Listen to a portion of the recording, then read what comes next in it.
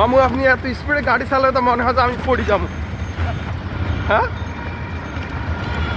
তাড়াহুড়া আছে না? না মামি অপেক্ষা করতেছে আর দুপুরে খানা রেডি করে